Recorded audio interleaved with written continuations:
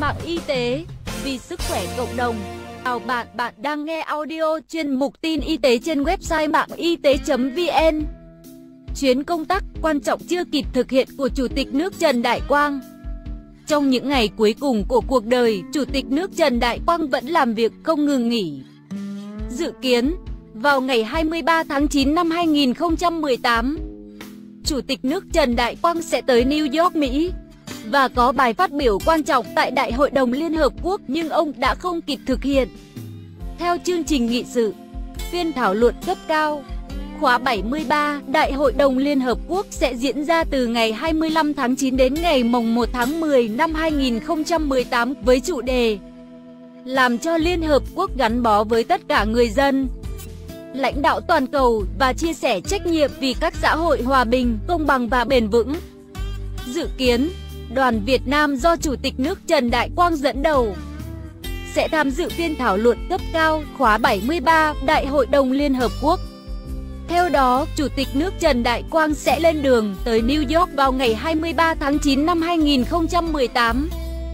Sáng ngày 27 tháng 9 năm 2018, theo giờ New York, tối ngày 27 tháng 9 năm 2018 giờ Hà Nội, Chủ tịch nước Trần Đại Quang sẽ có bài phát biểu quan trọng tại phiên họp cấp cao này. Ngày 28 tháng 9 năm 2018, Chủ tịch nước sẽ rời New York về Hà Nội. Chủ tịch nước Trần Đại Quang, ảnh Reuters. Theo giới phân tích, sự hiện diện của Chủ tịch nước Trần Đại Quang tại phiên họp cấp cao khóa 73 Đại hội đồng Liên Hợp Quốc có ý nghĩa rất quan trọng, thể hiện uy tín, vai trò và vị thế của Việt Nam trên trường quốc tế, đặc biệt là trong bối cảnh Việt Nam đang xúc tiến các cuộc vận động để ứng cử làm ủy viên không thường trực Hội đồng Bảo an Liên Hợp Quốc. Nhiệm kỳ từ năm 2020 đến năm 2021, cuộc bầu cử vị trí này sẽ được tổ chức vào tháng 6 năm 2019. Việt Nam không chỉ là đại diện của Đông Nam Á, mà được 54 quốc gia nhóm châu Á-Thái Bình Dương tại Liên Hợp Quốc nhất trí thông qua đề cử là ứng cử viên duy nhất vào vị trí ủy viên không thường trực Hội đồng Bảo an Liên Hợp Quốc dành cho nhóm nhiệm kỳ năm 2020 đến năm 2021. Điều này thể hiện sự ủng hộ và tín nhiệm cao của các nước trong khu vực đối với vai trò và năng lực của Việt Nam. Ngày 20 tháng 9 năm 2018, cơ quan đối ngoại cao nhất của Việt Nam vẫn thông báo lịch trình công tác và kế hoạch chuyến đi của Chủ tịch nước Trần Đại Quang đã được chuẩn bị chu toàn. Tuy nhiên, do sức khỏe yếu đi, Chủ tịch nước Trần Đại Quang đã không kịp thực hiện chuyến công tác quan trọng này và từ trần vào sáng ngày 21 tháng 9 năm 2018. Trước sự ra đi đột ngột của người đứng đầu nhà nước Việt Nam, chiều 21 tháng 9 năm 2018, giờ New York, Đại hội đồng Liên Hợp Quốc đã dành 1 phút mặc niệm Chủ tịch nước Trần Đại Quang. Phát biểu trước khi khai mạc phiên họp toàn thể thứ 3 của Đại hội đồng Liên Hợp Quốc khóa 73, trước sự có mặt của đại diện 193 quốc gia thành viên Liên Hợp Quốc, Chủ tịch Đại hội đồng, bà Maria Fernanda Espinosa García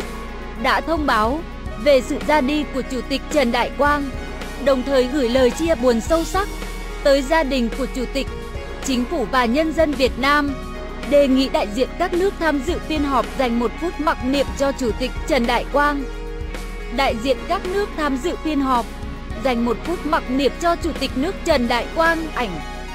Thông tấn xã Việt Nam. Cùng ngày, người phát ngôn của Tổng thư ký Liên Hợp Quốc Antonio Guterres đã ra tuyên bố bày tỏ sự đau buồn đối với sự ra đi của Chủ tịch nước Việt Nam Trần Đại Quang. Tuyên bố của người phát ngôn Liên Hợp Quốc, ông Stephen Dujarric cho biết, Tổng thư ký bày tỏ sự cảm thông và gửi lời chia buồn sâu sắc tới gia đình của Chủ tịch Trần Đại Quang, Chính phủ và nhân dân Việt Nam. Tuyên bố có đoạn viết, là một người bạn của Liên Hợp Quốc và là người đóng vai trò quan trọng trong việc thúc đẩy sự phát triển của Việt Nam, Chủ tịch Trần Đại Quang sẽ luôn được tưởng nhớ ở cả trong và ngoài nước. Những ngày làm việc cuối đời của Chủ tịch nước trong khuôn khổ Diễn đàn Kinh tế Thế giới về ASEAN 2018 WEF ASEAN diễn ra tại Hà Nội từ ngày 11 tháng 9 năm 2018 đến ngày 13 tháng 9 năm 2018. Chủ tịch nước Trần Đại Quang đã có các cuộc tiếp xúc song phương với lãnh đạo các nền kinh tế tới Việt Nam. Ngày 11 tháng 9 năm 2018, Chủ tịch nước Trần Đại Quang đón tiếp Tổng thống nước Cộng hòa Indonesia Joko Widodo và phu nhân. Trong chuyến thăm cấp nhà nước Việt Nam trong 2 ngày 11 tháng 9 năm 2018 đến 12 tháng 9 năm 2018. Đây là chuyến thăm cấp nhà nước đầu tiên của Tổng thống Joko Widodo tới Việt Nam kể từ năm 2014 khi ông lên nắm quyền. Ngày 12 tháng 9 năm 2018, Chủ tịch nước Trần Đại Quang tiếp Bộ trưởng Ngoại giao Nhật Bản Taro Kono. Ngày 13 tháng 9 năm 2018, Chủ tịch nước Trần Đại Quang tiếp Phó Chủ tịch thứ nhất Hội đồng Nhà nước và Hội đồng Bộ trưởng nước Cộng hòa Cuba Salvador Valdez Meza trong khuôn khổ chuyến thăm chính thức Việt Nam và dự lễ kỷ niệm 45 năm chuyến thăm của lãnh tụ Fidel Castro tới vùng giải phóng miền Nam Việt Nam. Cũng trong ngày 13 tháng 9 năm 2018, Chủ tịch nước Trần Đại Quang đã tiếp bà Aung San Suu Kyi, Cố vấn nhà nước Myanmar, trưởng đoàn Myanmar dự diễn đàn kinh tế về ASEAN. Tại đây, Chủ tịch nước đề nghị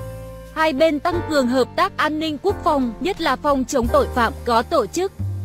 Ngày 19 tháng 9 năm 2018, Chủ tịch nước Trần Đại Quang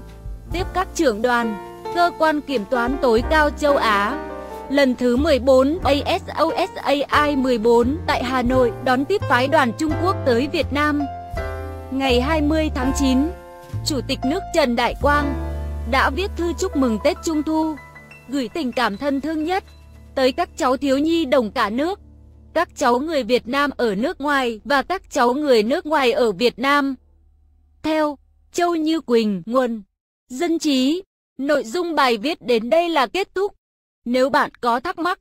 câu hỏi gì xin hãy chia sẻ bình luận bên dưới bài viết này. Mời bạn hãy đăng ký kênh Mạng Y tế, chia sẻ bài viết này tới bạn bè và theo dõi thêm những audio tiếp theo. Hy vọng bài viết này sẽ đem lại cho bạn nhiều điều bổ ích. Chúc bạn luôn mạnh khỏe.